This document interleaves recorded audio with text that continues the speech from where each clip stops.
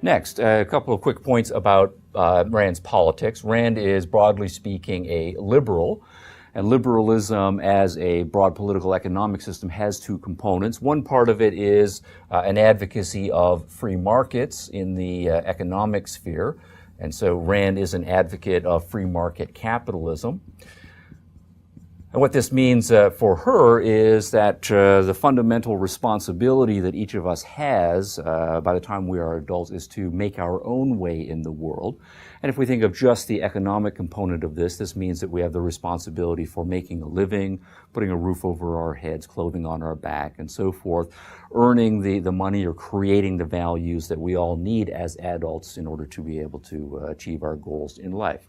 It also means then, in addition to being a productive person, respecting other people's productive capacity and dealing with other people on a basis of trade. So other people create value, you create value, and you spot opportunities for exchange, you negotiate, and you work out mutually beneficial transactions. So the point here is that what we need is for people to be free in order to be productive, right, creators of value, and that when we deal with other people, it should be on the basis of voluntary trade.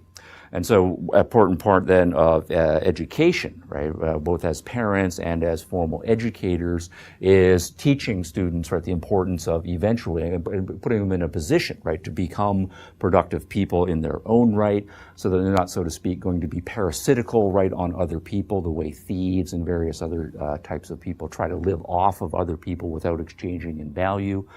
The great importance and joy that can come from being a productively creative person, the importance of respecting other people and trading with them instead of trying to manipulate or steal from them, right, in various ways, and then respecting other people's freedoms and, of course, jealously guarding one's own. Now, of course, there are lots of people who don't respect other people's freedoms, who don't try to be very productive, and who are not interested in trading with other people. And so Rand believes there is a proper role for government. Government is an institution that has the power of force, right? It makes rules that are backed up by the police, right? Or it tries to protect people's interests by the use of the military. It puts people in prison, right, who are not fit for social living. So government, in contrast to the free market, right, is an institution of compulsion. And so Rand believes that there's a proper form of government if it is devoted to the protection of individual rights, right, that each person has the right to their own life, right? We don't belong to society, we don't belong to the king or a government. Every individual has freedom rights. They should be able to live their life as they see fit. And this applies not only to the economic sphere, but also in their romantic lives or their love lives, in their aesthetic lives, and any other area of life and so forth. We should be able to live freely according to our own rights.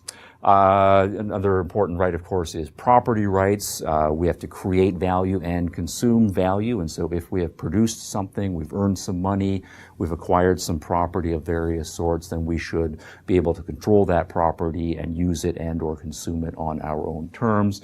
And part of the proper function of government is to protect people from those who would damage or destroy or steal other people's properties. So this is the positive point in Rand's political system, that the emphasis should be on teaching people and encouraging people and institutionalizing people being creative, productive, traders and exchangers of value with each other.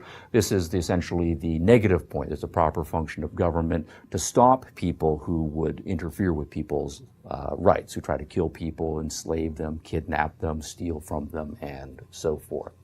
So, teaching people as parents and educators proper respect for free production, free productiveness and trade, a proper understanding of individual rights, a jealous guarding of one's own rights, and a respect for the rights of other individuals.